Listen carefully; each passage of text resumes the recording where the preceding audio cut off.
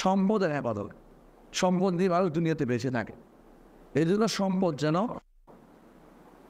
কোনো এমন হাতে না পড়ে যাতে নষ্ট হয়ে যায়, অথবা সম্পদ যেন কেউ আহরণ করে নিতে না পারে। এই জন্য তিনটি নীতি অবলম্বন করা হয়েছে। একটা হচ্ছে যাদের সম্পদ সুন্দর করে ব্যবহার করার অবস্থা নেই তাদেরকে সম্পদ দিতে হয় না।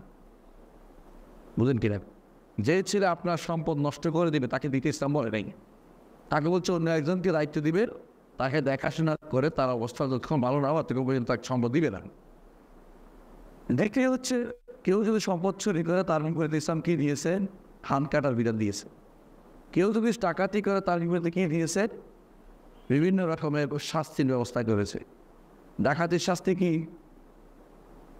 ডাকাতির শাস্তি কি? হ্যাঁ, দেখা যাচ্ছে হাতকে নেবে না। ডাকাতের শাস্তি কি? ডাকাতের শাস্তি বিভিন্ন রকম। ডাকাতি কিরকম করছে সেরকম। যদি ডাকাতি করে মানুষকে মারে তো সন্ত্রাস তৈরি করেছে, এই জন্য তাদেরকে মেরে শুনে ছড়াইতেন। শুনে ছড়াই মারছে, মানুষ দেখবে ভয় পাবে। শুধু এমনি মারলে হবে না। যদি সম্পদ নেয়নি শুধু হত্যা করছে তাদের বিনিময় হত্যা হোক। আর যদি সম্পদ নিয়েছে ভয় দেখিয়েছে তাহলে হাত কাটতে হবে কোনাকুনি পাবে, এক হাত এক পা। আর যদি কোনো ভয় দেখিয়েছে সম্পদ দিতে পারে নাই তো তাদের জেলে হইতে।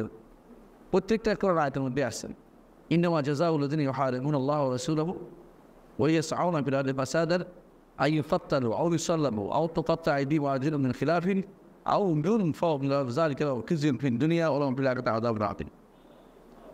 কোরআনে কারীমে আল্লাহ তাআলা একটি আয়াতুল হেরা বলে এটাকে, ডাকাতির আয়াত বা সন্ত্রাসের আয়াত, সন্ত্রাসী শাস্তির আয়াত, সন্ত্রাসী আয়াত, সন্ত্রাসী মানে সন্ত্রাসী শাস্তি দেওয়ার আয়াত।